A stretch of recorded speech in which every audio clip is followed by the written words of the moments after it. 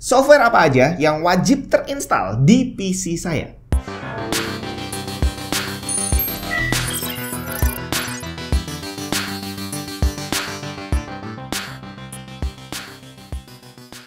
Yang akan kita bahas di sini adalah program yang ya memang saya anggap penting gitu ya. Buat kamu mungkin nggak terlalu penting ya nggak masalah. Tidak usah diikuti, nggak jadi soal. Ini hanya sekedar informasi bahwa kalau saya yang rakit PC, saya yang install Windows, nah di situ akan ada satu set program yang wajib terinstall. Programnya gratis semua pastinya dan size-nya juga kecil-kecil dan ini yang pasti bukan program untuk pekerjaan. Jadi bukan Office, bukan program untuk video editing, untuk edit foto dan sejenisnya, itu enggak. Karena kalau hubungannya dengan pekerjaan ya silahkan install sesuai dengan kebutuhan masing-masing. Nah, yang saya install ini adalah program utilities kecil-kecil yang fungsinya adalah untuk ya umumnya sih untuk mengetahui tentang spek detail PC kita itu seperti apa, performance-nya seperti apa, dan apakah kalau jalan nih PC-nya semuanya normal atau enggak. Dan ini sebenarnya perlu diinstal sama kamu, terutama yang rakit PC-nya bukan ngerakit sendiri, jadi dibantuin sama orang, atau dibantuin sama teman kamu, atau dirakitin sama toko gitu ya. Nah, begitu sampai rumah, kamu harus memastikan bahwa semuanya sudah terinstall sesuai dengan spesifikasi yang udah kamu beli, dan semuanya bisa bekerja dengan normal. Karena banyak sekali kejadian, kita beli SSD ini misalkan udah terpasang, belinya yang Gen 5 yang kenceng gitu ya, ternyata dia salah pasang di slot yang Gen 3, akhirnya kecepatannya nggak bisa maksimal. Dan itu baru bisa ketahuan kalau kita tes sendiri pakai software pastinya. Termasuk nih ada pasang RAM udah 2 keping, tapi ternyata yang terdeteksi cuma 1. Waktu dipakai nggak terasa beli normal-normal aja, tapi ternyata waktu dicek kok cuma 1 yang kedetek gitu kan. Atau yang harusnya speednya bisa jalan 6000 MHz gitu, ternyata cuma jalan 4800 karena XMP-nya belum aktif. Nah, semua ini harusnya bisa kamu lakukan sendiri di rumah. Nggak perlu bantuan teman, bantuannya dari software aja, bre. Kita mulai dari software pertama. Size-nya kecil banget dan juga gratis pastinya. Namanya adalah CPU-Z. Ini adalah sebuah program yang fungsinya sangat sederhana. Informasi CPU cukup lengkap ditampilkan dari nama CPU-nya, codename, maksimum TDP, jumlah core dan thread, serta detail spesifikasi lainnya. Informasi motherboard juga singkat, padat, dan jelas. Brand, tipe, chipset, versi BIOS, dan informasi penting lainnya bisa kita dapat di situ. Kemudian untuk RAM, berapa GB yang terpasang dan jalan di clock speed berapa. Untuk clock yang ditampilkan di sini karena DDR berarti dikalikan 2. Tertulis 2800 MHz berarti total clock yang jalan adalah 5600 MHz. Di bagian SPD, di sini ngasih info RAM terpasang di slot berapa aja, termasuk detail spek masing-masing keping RAM yang terpasang dan juga mode JEDEC dan XMP-nya berapa. Kemudian di bagian grafik ada informasi singkat tentang GPU apa aja yang terpasang di sistem. Berikutnya hampir sama seperti CPU-Z, tapi kali ini untuk graphics card, bre, GPU-Z.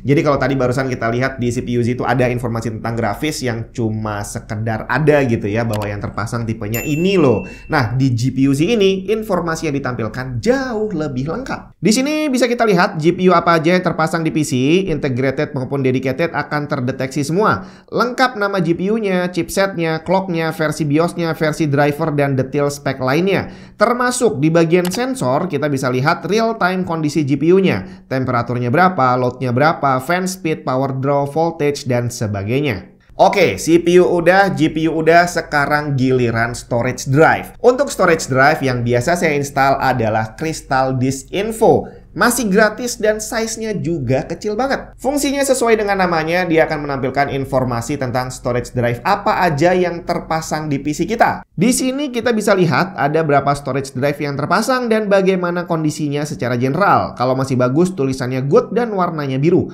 Detail spek storage-nya tercantum, namanya apa, serial number, interface-nya, apakah SATA atau NVMe, dan jalan di mode apa. Berapa banyak data yang sudah ditulis atau dibaca, berapa lama dia udah nyala, dan sebagainya. Untuk temperatur, perlu kita tahu bahwa refresh rate defaultnya adalah 5 menit. Artinya dia baru akan membaca perubahan temperatur setelah 5 menit jalan, bukan update temperatur tiap detik. Settingnya bisa dirubah, tapi paling cepat cuma 1 menit. Jadi kalau butuh memantau real time temperatur harus di refresh manual dengan pencet F5 berkali-kali selama dites.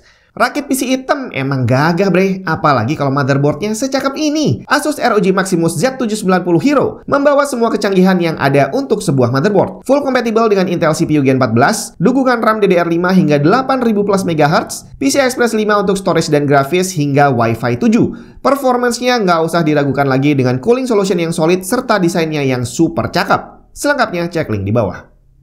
Nah, program selanjutnya adalah untuk memantau kondisi kinerja real-time hardware yang terpasang, termasuk temperaturnya seperti apa, voltasenya seperti apa, normal atau enggak. Dan yang saya gunakan masih program yang size-nya kecil dan juga gratis, HW Info. Saat kita buka, tampilan defaultnya seperti ini. Ada informasi singkat CPU, motherboard, RAM, dan GPU yang hampir mirip CPU Z. Kemudian ada Windows gede lagi yang bisa kita klik nih untuk tahu detail informasi setiap part yang terpasang di sistem.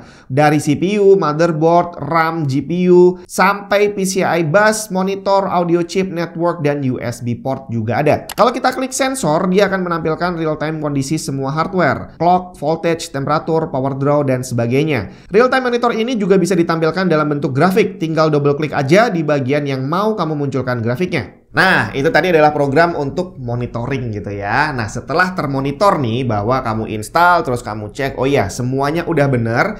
Hal berikutnya yang harus kamu lakukan adalah melakukan pengetesan. Hardware-nya bener, CPU-nya bener, storage-nya bener, GPU-nya bener, tapi belum tentu kalau dijalankan untuk kerja akan bisa normal seperti PC yang lainnya. Nah, di sini perlu kita tes satu-satu. Dari yang pertama, ngetes CPU. Saya pakai Cinebench dan yang biasanya saya jadikan program wajib adalah Cinebench R20 karena tes defaultnya singkat. Saya hanya butuh tes pendek untuk lihat skor dan temperatur, bukan untuk menyiksa CPU. Programnya simple, tinggal jalanin, tunggu, dan nanti akan langsung muncul skornya. Tinggal kamu bandingin aja nantinya hasil skor kamu dengan CPU serupa yang udah dites sama orang lain seberapa jauh. Selama selisihnya nggak jauh, masih oke ya. Termasuk kita juga bisa memantau temperatur selama pengujian menggunakan HW Info.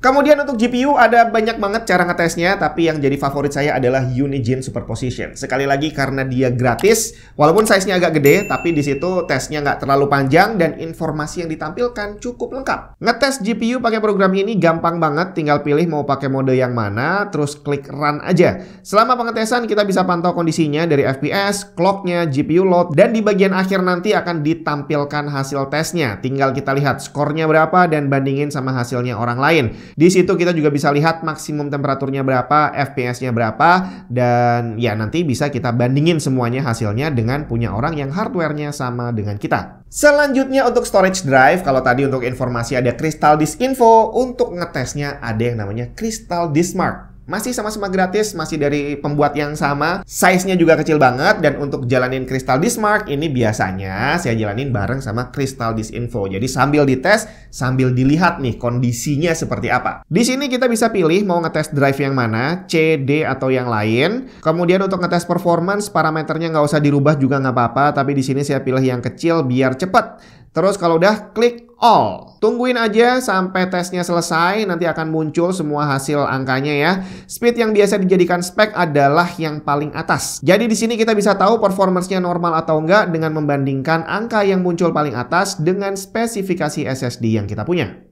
Nah, itu tadi udah untuk lihat hardware-nya apa aja, kemudian untuk ngetes performance-nya. Nah, yang berikutnya adalah untuk memantau kondisi di saat dipakai main game. Kalau kita pakai Cinebench, terus pakai Unigine Superposition, Crystal Disk Mark, itu bisa kita lakukan saat layarnya nggak full screen gitu ya, di desktop gitu kita bisa pantau. Tapi begitu kita jalanin game full screen, susah nih. Yang perlu kita lakukan di situ adalah pasang tuh namanya on-screen display, bahwa saat kita main game, kondisi hardware aktualnya seperti apa. Nah, untuk bisa melakukan itu, saya pakai MSI Afterburner. Fungsinya banyak banget, bisa kita pakai untuk overclock GPU, underclock GPU, ngatur voltase, fan speed, power limit, temperatur limit, termasuk menampilkan on-screen display tadi untuk monitoring kondisi hardware real time saat menjalankan game. Saya nggak akan kasih langkah detailnya untuk menampilkan ini seperti apa, tapi di sini kamu lihat kita bisa memantau semua kondisi CPU, GPU, sampai performance FPS-nya. Dan sama seperti software pengetesan sebelumnya tadi, kamu bisa bandingin nih hasil dari PC kamu dengan hasil online. Jadi kamu cari di internet gitu ya, di googling orang yang ngetes dengan spek yang sama persis seperti kamu.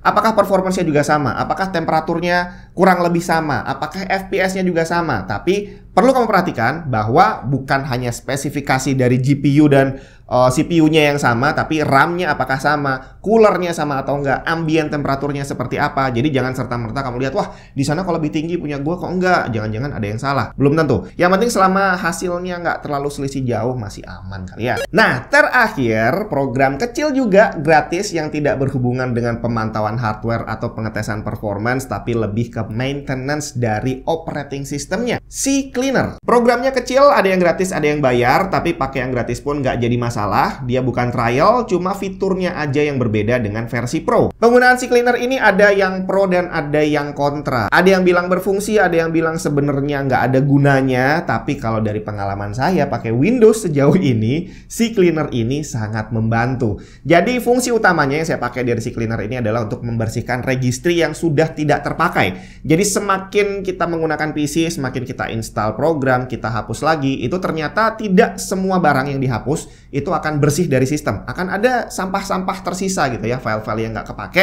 yang akhirnya kalau menumpuk akan menimbulkan potensi masalah. Walaupun dibilang Windows sekarang udah cukup canggih dan mereka akan otomatis membersihkan file-file sampah ini, tapi pada prakteknya tidak selalu seperti itu. Walaupun hardware yang kita gunakan cukup powerful gitu ya, tapi begitu operating systemnya terganggu, ya akhirnya akan tersendat juga. Yang sering saya alami, errornya kecil-kecil tapi cukup mengganggu. Jadi kayak buka Windows Explorer yang tadinya responsif gitu ya, ternyata jadi nggak terlalu cepat. Terus ngeklik sesuatu yang tadinya selalu lancar, tiba-tiba jadi kadang-kadang tersendat, kadang nggak langsung ngeklik, kadang harus loading lumayan lama gitu ya. Terus juga pernah ngalamin error waktu mau connect Wi-Fi, mau connect Bluetooth yang tadinya baik-baik saja, tiba-tiba jadi terganggu, dan error-error kecil-kecil yang akhirnya kalau dikumpulin membuat Windows-nya jadi seolah-olah nggak bisa digunakan. Nah, kalau udah numpuk kayak gini, biasanya solusi terakhir adalah install ulang Windows, tapi itu adalah langkah yang paling menyebalkan karena kamu harus mereset semuanya gitu ya. Nah, biasanya kalau udah terjadi beberapa error kayak gini,